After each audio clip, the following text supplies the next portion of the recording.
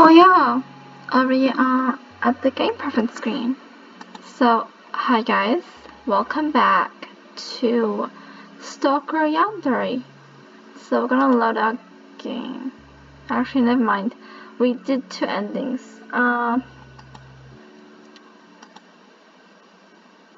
So I'll get our name.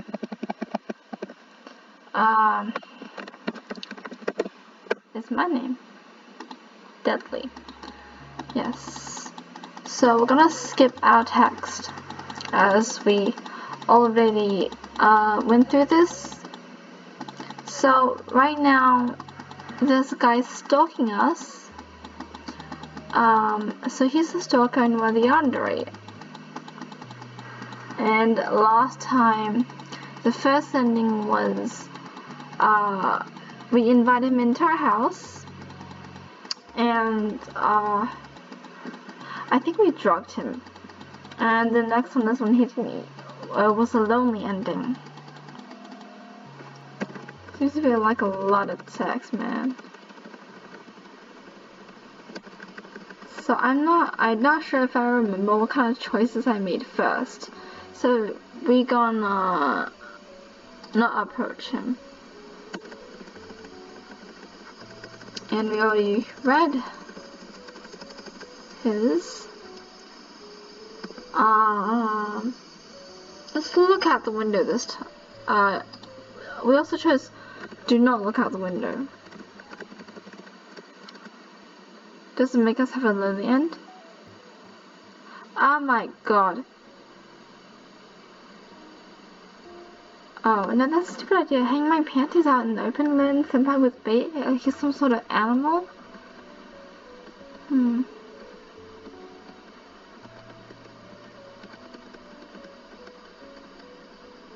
Sebastian-kun? Who's Sebastian-kun? Did I forget to mention him before? Whoops, my bad. Sebastian-kun is my childhood friend. We've been playing together for as long as I can remember. Friends before we could even walk or talk, and we're neighbors too, so we see each other quite often as well. And I have to admit, Sebastian-kun used to be my senpai before I met senpai. He was my first crush, but it never went anywhere. Back when I still had a crush on Sebastian-kun, we used to chat a lot, and every so often the topic shifted to dating and relationships. When this happened, I tried to casually lead the conversation to what girls he liked. But every time I did that, he would blush and look away. He couldn't look me in the eye, even though we had been friends for longer than either of us could remember. It was a real mystery at first. Why would Sebastian-kun look down and stutter while he tried to change the subject? Why would he blush and avoid my gaze as he tried to formulate some excuse not to answer my question? For a while I hoped he liked me and that he would answer my question because the answer would be a confession. And so I wouldn't say a thing after asking him something of that nature to make sure I wouldn't rush or interrupt him. I would be completely silent and just look at him with an encouraging gaze, hoping he'd confess his love to me. But he only said less when I did that. He seemed even more flustered. If it wasn't me, I started to wonder what girl he did fancy. Was it Chelsea? Diane? Or maybe that vain girl, Vivian? Just thinking of what girls could be the crush of my Sebastian would fill me with sadness and envy. I never showed my jealousy, of course. When I asked Sebastian if he liked one of these girls, I would ask him with a warm smile and a calm voice. But every time I asked him, Sebastian seemed surprised and gave me a clear answer. No, I don't like her. And he seemed genuine too. Every girl I asked him about he would say he didn't like at all. He would say they were pretty sure, but he wasn't attracted to them. And I was confused. Sebastian didn't like any girl, but when I asked him who he liked, he wouldn't look at me, stutter and turn red like a tomato, and he wouldn't answer me. It took me a while to figure out what the answer was, but it was so obvious once I figured it out. Sebastian was gay, but he wasn't ready yet to tell anyone. I mean, what else could it be? He never answered my question because he was too afraid to tell me about his real preferences. But that's okay, Sebastian. I'll be your friend, no matter what your sexual preferences are. I'll support you all the way, and I hope that once you're ready to tell anyone, it will be me. You can trust me, Sebastian. I won't shun you. So that's Sebastian's story. It's been a while since I figured it out, and I noticed Senpai standing outside my window a few days later. I actually asked Sebastian's opinion about senpai, but it seems like senpai isn't his taste. He even seemed a bit confused when I asked him if he thought senpai was cute too. Now let's get back to my question. Should I watch it on TV or hype with Sebastian Kun?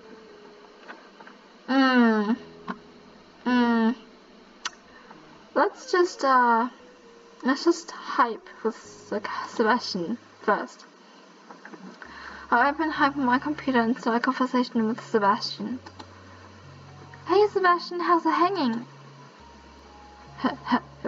Best buddies. Same as always, and may I say look pretty today, also same as always. Not that I think you always look the same, you're even more beautiful some days. Well, wait, I didn't mean you look ugly today, and, Damn it, screwed up again. Why can't I just play cool? Aw, thanks, Sebastian. Poor Sebastian, thinking he needs to hide his true self from me. He started to try and compliment me like this after I told him I got a little crush on senpai, and asked him if he liked him too. Sebastian must have realized then that I knew, but never dared to actually say it out loud. And he probably stumbles over his own words like that because he wants to use the word fabulous or something, but realizes it'll be a bit too on the nose. I mean, what other explanation could there be? That Sebastian isn't gay after all? That's silly. Why would he stutter, blush, and look away when I ask him what girl he likes, when he doesn't actually like any of the girls? And why would he start complimenting me after I told him there's someone I like? Boys aren't that complicated, silly. So, anyways, how are you doing on that test we've got tomorrow? I think I've got it. How about you? You think? Deadly, what has been happening to you lately? You used to be such an avid learner, but these days you rarely get anything more than a passing grade. Is it because of the stalker outside, the one you said you had a crush on? It is, isn't it? Quickly I glanced outside to ease my suspicions, but what I saw only confirmed the unthinkable. What? Where did senpai go? The corner's empty. The man who had been standing there just a few moments ago vanished. And Dudley already knew where he went. Damn it, Dudley, you shouldn't let someone like that get to you. He is bad news. It seems Sebastian didn't notice the stalker when he opened the window and climbed in. What? He climbed in Sebastian's room? Nor did he notice when the stalker took a gag and walked towards him. Sebastian, behind you! Sebastian turned around to see senpai standing in his room. He quickly gets up and takes a defensive position. The ponies are you doing in my room? The ponies? What? Instead of answering his question, senpai swings his fist at Sebastian, which Sebastian barely manages to dodge. No need to struggle, pretty boy. Just lay down and it will all be over soon. I promise I'll be gentle if you don't resist. What? You want to sunshine me the rainbows? What? What's the matter, pretty boy? Am I not pretty enough for you? No, I'm not gay, you fear. I can't. Oh my god. The censorship is hilarious. Wait, not gay? What does Sebastian mean, not gay? Neither were what the boys I bought candy for. Do you really think your preferences matter to me? I'm not gonna let you befriend me, you princess. I love Deadly, not some puppy like you. Sebastian loves me? Sebastian is in love with me? But I thought... So when I asked him which girl he liked, he was too embarrassed to tell me after all. And when I told him about my crush on senpai, he did get jealous. But... Sebastian senpai, I remember now. My love for you was so deep, my burning desire so passionate, when I thought we couldn't be together. It broke my heart. The moment I thought you were gay, I knew we couldn't be together. Even if I were to confess my feelings to you, even if you tried to love me in return, I knew you could never truly love me. Our love would be a lie. I couldn't live with that, even though it would be a lie. I wanted to have it. I wanted to be loved. I wanted to be held. So I convinced myself I was no longer in love with you, Sebastian senpai, that I had moved into another crush, that the burning desire I felt was not towards you. I projected those feelings towards someone else. I directed them towards the first man I saw. I directed them towards a stalker. He's no vigilante. He's a creep, a low-life pervert. And I knew that. I knew it from the beginning. I even bought Mace when he started to hang around our neighborhood because I felt unsafe. But when my heart was broken, I suppressed those memories and my sense of rationality. I convinced myself into believing that that creepy stalker was my prince, and I ignored all reason. Oh, Sebastian Senpai, how I must have broken your heart with my delusional love for a filthy stalker. My heart belonged to you all this time. I just didn't know myself. And now my Sebastian is in danger. I must save him quick. I quickly grabbed the mace I bought a few months ago and opened my window. My room is on the second floor, but I don't hesitate as I climb out. Good, the stalker left Sebastian's window open, and fortunately it's on the same floor as mine. I don't think of the height. I don't consider what will happen if I slip. I don't think of anything really. All I can think of is that I have to save Sebastian.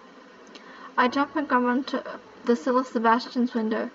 A second later, I'm standing in his room by now. The stalker has cornered Sebastian. Dudley, why did you come here? My real prince. Wow. Never mind, get out of here quick, it's dangerous. I'll be fine. Fine? You think you'll be fine? My darling Sebastian. You have no idea what I'm about to do to you. You won't be fine. I love how, like, some stalker. Ugh, this guy. The stalker lets out an ominous laugh that sends shivers down my spine. Ugh, what a creep. How did I ever think of him as anything more than that? And you, Misty, I suggest you listen to your little boyfriend here. Get out now. Once you see what is about to happen, you can never forget it, and trust me, you'll wish you could forget. Before the stalker can finish his taunt, Sebastian grabs the desk lamp and swings it at the stalker's head, shattering the light bulb. The stalker stumbles forward a bit from the sudden impact, and Sebastian quickly dashes past him. Sebastian quickly stops in front of me and turns towards the stalker, taking a defensive position to shield me from the intruder. Quickly, Daddy. Daddy? Ah, frick. Quickly, Dudley, get out of here. I'll hold him off. But Sebastian... Like, man, there's like some drama. I'll be right behind you. Now go. The stalker recovers from the blow and rubs the sore spot where the lamp hit him. You know I was trying to be a nice guy, trying to go easy on you, but you just had to resist me, didn't you? You just had to make me angry. And trust me, you won't like me when I'm angry. Frickin' Hulk. When I'm gentle, you can survive. Let's call them love taps. And in fact, there are a few pretty boys who lied down and didn't resist, and they lived to see another day. But when a pretty boy makes me mad, I don't show much restraint. No, no, no. When they think they can harm me, it fills me with this unbridled rage. I just get so angry I can't help myself. And once I get started, there's no stopping me. I'll keep going and going until there's nothing but a bloated kitty cat beaten to a bloody lemon covered in freckles. The censorship! It makes it so weird! And then I skull bend down at each and every one of them with freckles until each of them is oozing with my strawberry yogurt. But before it comes to that, I'll have some fun with you while you're still alive. I'll invite you to a nice dinner and introduce you to some friends. I'm sure we'll have a great time together. The stalker pulls back his coat a bit, show a nasty-looking light knife stained with rust and blood on his belt. Especially my buddy Gutty here is a real favorite of mine. He's a bit worn down, but the rust only makes him even more interesting. He has a lot of funny stories from all the adventures he and his friends have had. Just because he's a bit older doesn't mean he can't be just as fun.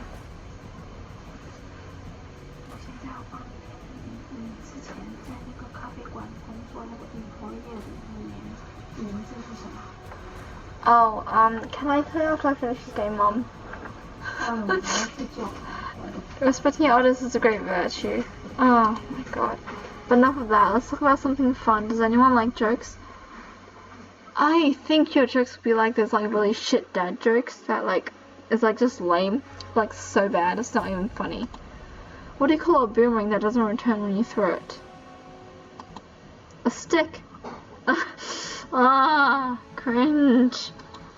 It's always better to talk things out and make new friends rather than arguing. No shit.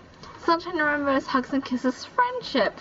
What is this freaking Ugh, dear Lord, is he still singing no words? I'm starting to run out of happy thoughts. So how about those Packers, huh? They've been doing rather well for themselves lately, haven't they? Okay, I don't know if they're doing good or bad right now. I don't know what sport the Packers play. I was just trying to make small talk. I get nervous meeting new people. You sick bastard! How could he even say, much less do such despicable things? You're inhuman! He's finally done. Oh, thank Haruhi. I can never unhear the things I had to censor. Stay back, Dudley. This guy's obviously sick in the head. We better make a run for it. Run? You really think I'll allow you to escape? No, I'll befriend you, and then I'll make her watch, and then I'll shake hands with the both of you, no loose ends.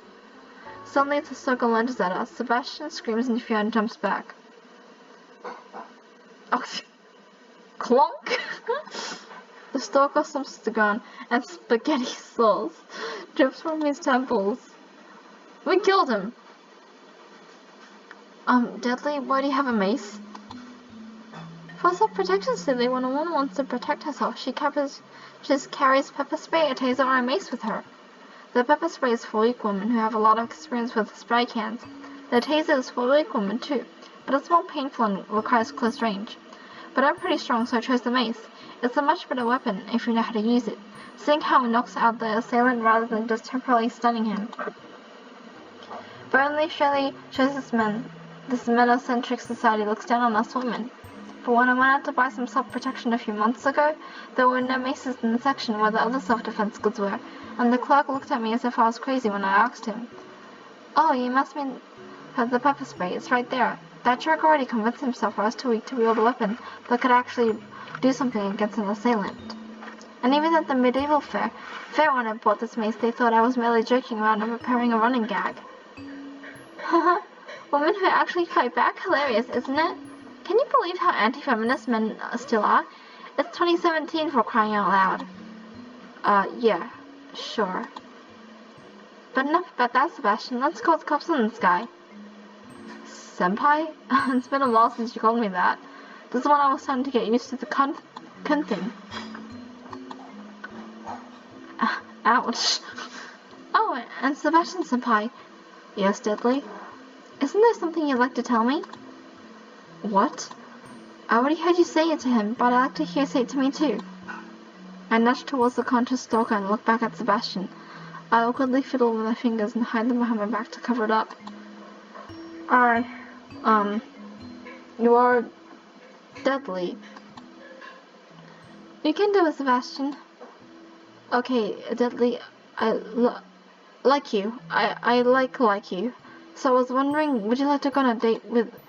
I jumped into Sebastian's arms before he can finish his sentence and kiss him. He seemed shocked at first, but then kissed me back. Oh, Sebastian, I've waited so long for you to ask me. We're together at last. True love end. Aw, sweet. I guess I'll just do this, because there's so many endings, and I don't think I have the time to get to all of them. Since I do have another game over here, it's also kind of Yandere. So I'll see you in the next one, and hope you enjoyed. Love you all. Stay creepy. Bye-bye.